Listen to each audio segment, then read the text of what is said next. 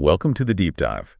Today, we're diving into some research you sent us about something that I think we can all relate to. Okay. Those notoriously dense and jargon-filled pathology reports. Yeah. You know, the ones that leave you feeling like you need a medical degree just to understand what they're saying?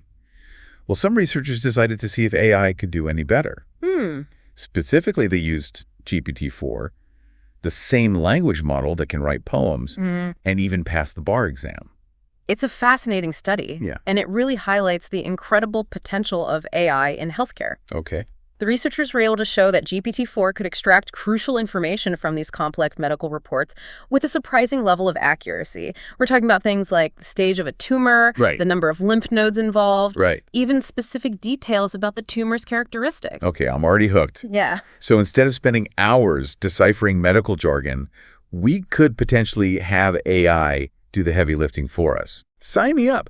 But how did they actually test this? Did they just feed a bunch of reports into GPT-4 and hope for the best? Not exactly. They took a very systematic approach, Okay. using real pathology reports from two different sources. Okay. For colorectal cancer, they used reports from the Cancer Genome Atlas, Right. TCGA, which is a massive public database. Okay. And for glioblastoma, they used reports from a UK database compiled by University College London hospitals. Wow. They even tested GPT-4 on reports that were just scanned images, Oh, wow. not digital text, Interesting. using optical character recognition, or OCR, to convert those images into text. Wow. So they really put it through its paces, not just dealing with complex medical language, but also potentially imperfect OCR. It's like giving someone a puzzle with missing pieces and expecting them to figure it out. Right. What were the researchers hoping to find? Yeah. What could GPT-4 actually do with these reports? They gave GPT-4 a few different tasks to see how well it could handle this information. One of the first things they had it do was try to fill in predefined templates with information from the reports. Okay. Think of it like taking that massive wall of text and turning it into a concise, organized summary. So like a cheat sheet for doctors. Exactly. Things like the TNM stage, which describes the size and spread of the tumor, Right. the number of lymph nodes examined, and other key details. They wanted to see if GPT-4 could accurately pull out those specific pieces of information and put them into a standardized format. Makes sense. Yeah. And did it work? Could GPT-4 actually find those needles in the haystack? It did remarkably well. For example, in colorectal cancer cases, it was able to correctly extract the correct T stage in 99 out of 100 cases. Wow. The correct N stage in 95 out of 100 cases. Okay. And the correct M stage in 94 out of 100 cases. Wow, 99% accuracy. That's incredible. But what about those few cases where it got it wrong? Yeah. Were those due to mistakes in the reports themselves, or did GPT-4 stumble? Some of the errors were definitely due to issues with the OCR, especially with handwritten notes. Even humans have trouble reading those sometimes. Oh, yeah, for sure. But there were a few cases where it seemed like GPT-4 might have misinterpreted certain phrases Okay. or missed information that wasn't explicitly stated in the report. So it sounds like there's still room for improvement, but the potential is definitely there. It makes you wonder if we could eventually train AI to be even better at this than humans. Okay. Speaking of pushing the boundaries, you mentioned that they gave GPT-4 another even more challenging task. Yes. For this one, they gave GPT-4 a set of 10 neuropathology reports on glioblastoma, Okay. which is a type of brain cancer, Right. and asked it to come up with its own structured reporting template. Essentially, they wanted to see if GPT-4 could figure out on its own what information was important enough to include in a standardized report. Wait, so they didn't give it any guidelines or categories? They just let it loose on those 10 reports and hoped it could make sense of them? That's right. Wow. And what's amazing is that the template it came up with was surprisingly comprehensive and insightful. Right. It included categories like specimen information, Right. tumor morphology findings from tests like immunohistochemistry, details about how the tissue was processed, and even a section for additional notes. It was almost as if it had learned from those 10 reports and figured out what categories of information were essential for understanding a case of glioblastoma. Hold on a second. That's incredible. It's like GPT-4 is not just analyzing data, Right. but actually starting to shape how we organize and report medical information. Yeah. It's learning and adapting, Right. which is a little bit mind-blowing, if I'm honest. It's a remarkable finding, and it opens up some fascinating possibilities. Imagine if AI could help us standardize medical reporting across different hospitals and institutions. Yeah. That would be a game changer for research and data sharing. It would definitely solve the problem of everyone using different formats and terminologies, making it much easier to compare and analyze data from different sources. But let's not get ahead of ourselves just yet. You mentioned there was a third task involving extracting specific quantitative information. Tell me more about that. What did that involve? For this one, they zeroed in on extracting specific numbers and categories from the reports. Okay. For example, they focused on something called the Chi-67 labeling index. Okay. I'm going to need a quick refresher on that one. Remind me what that is and why it matters. Of course. The Chi-67 labeling index basically tells you how quickly tumor cells are dividing. A higher Chi-67 index usually means a faster growing tumor. Ah, got it. So the higher the number, the more aggressive the tumor tends to be. Exactly. And they wanted to see if GPT-4 could accurately extract that information from the report. Precisely. They also had it pull out other information like whether certain genes were mutated or if there were signs of something called necrosis, which is basically the death of cells within the tumor. Right.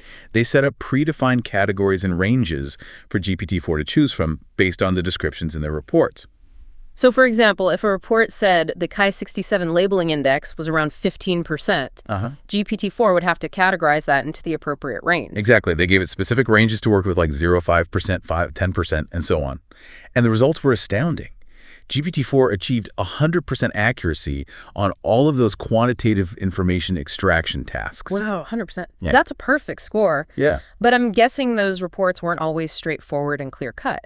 Did GPT-4 struggle with any ambiguity or imprecise language? That's what's so impressive it didn't. It was able to handle those nuances remarkably well. Wow. For instance, if a report said the Chi-67 index was up to 20%, GPT-4 correctly categorized that as falling within the 15-20% range. It wasn't just mindlessly searching for numbers. Yeah. It was understanding the context and interpreting the meaning behind the words. So it was actually thinking like a doctor in a way. Yes. It was able to apply its knowledge of medical terminology and its reasoning skills to accurately figure out what the report was actually saying. Now remember, so far we've been talking about relatively small sets of reports. Yeah.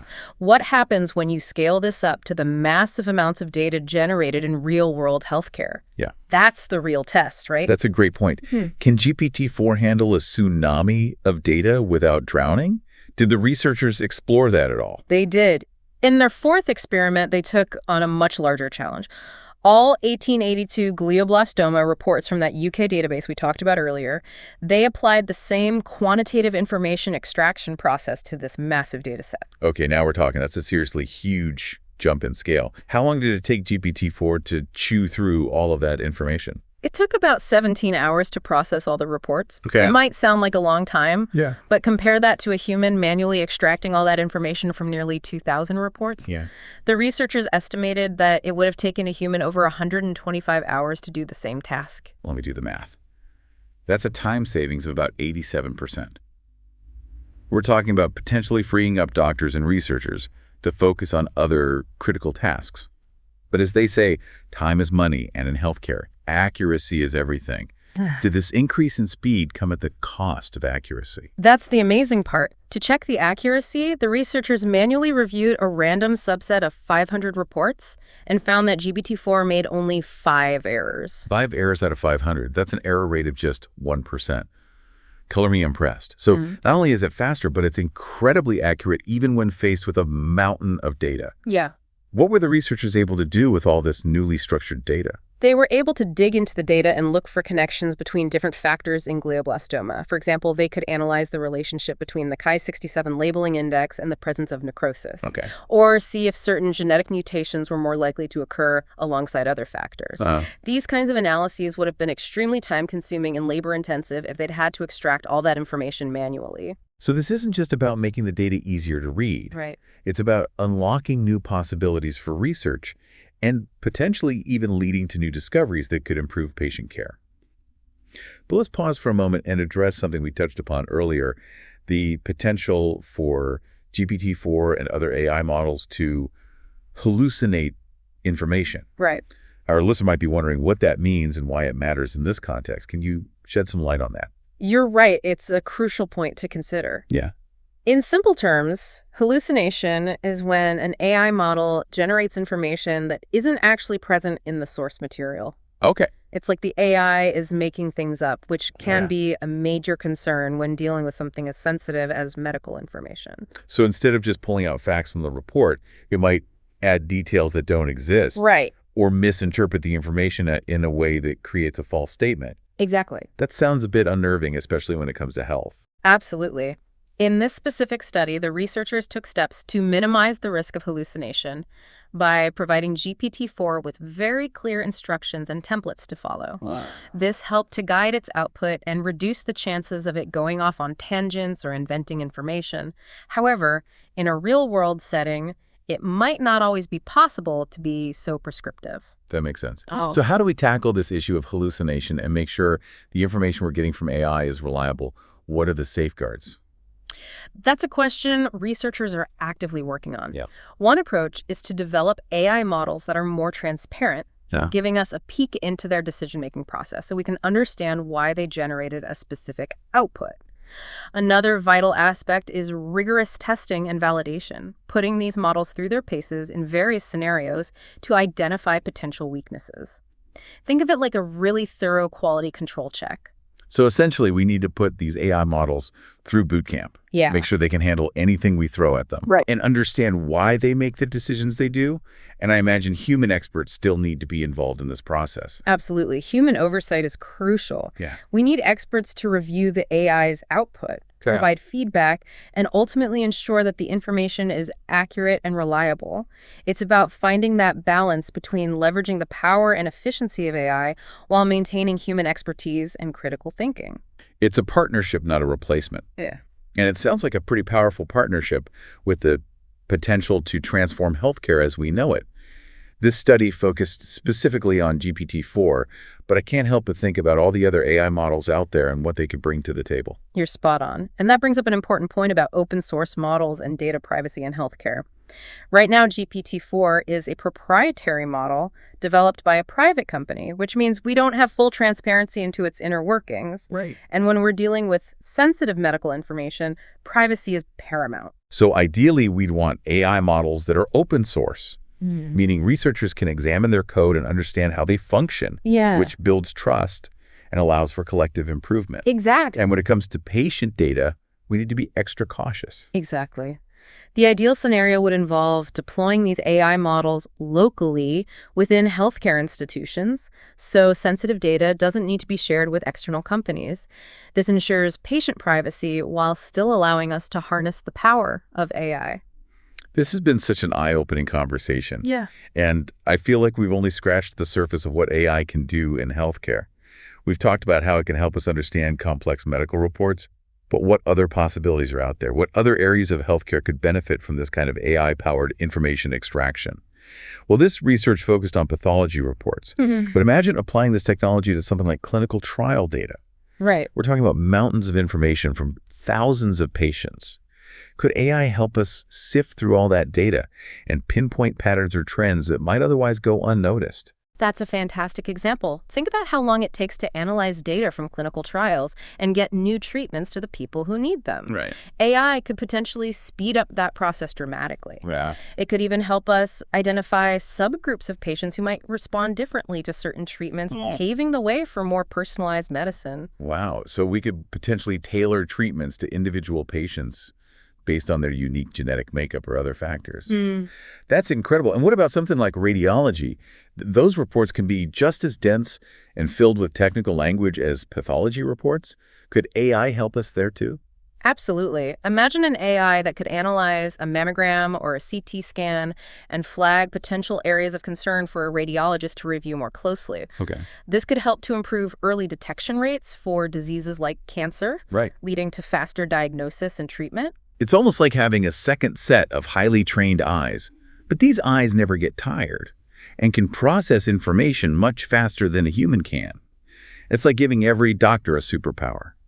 And what about those cryptic blood test results we all get? You know, the ones with all the abbreviations and numbers that leave you scratching your head? You're hitting on a key point. Yeah. This type of AI could potentially revolutionize the way patients interact with their own health information. Imagine an app that could take your blood test results, translate them into plain language, and even provide you with personalized insights and recommendations based on your specific numbers. Okay, now that's what I call empowering patients. No more feeling lost in a sea of medical jargon. We're talking about giving people the tools to understand their own health and make more informed decisions. But let's not get ahead of ourselves. As with any new technology, there are bound to be challenges and limitations. What are some things you need to keep in mind as AI becomes more integrated into healthcare? One of the biggest challenges is ensuring that these AI models are fair and unbiased. We need to be careful that they don't perpetuate existing healthcare disparities or discriminate against certain groups of people. That's a crucial point. We need to make sure that AI is used to improve healthcare for everyone, not just a select few. And what about the role of doctors and other healthcare professionals? Will they become obsolete in an AI-driven world? Not at all. I see AI as a tool that can augment human expertise, not replace it. Doctors bring years of training experience and compassion to the table. AI can help them by handling routine tasks, providing insights from vast amounts of data, and flagging potential issues that might otherwise be missed. Okay. But ultimately, it's the human connection, the empathy, and the clinical judgment that make a good doctor. I love that perspective. It's not about AI versus humans. It's about AI and humans working together to achieve the best possible outcomes for patients. This deep dive has been a real eye-opener, and I hope it's given our listener a glimpse into the exciting and rapidly evolving world of AI and healthcare. I hope so, too. This is just the beginning, and I have no doubt that we'll see even more amazing advancements in the years to come. Well, on that note of optimism and a future filled with AI-assisted healthcare breakthroughs, we'll wrap up this deep dive. Thank you for joining us on this exploration of AI and its potential to transform the way we approach medical information and patient care. It's been a pleasure. And to our listener, keep those curious minds engaged. We'll be back soon with another deep dive into a new and thought-provoking topic. Until then, stay curious.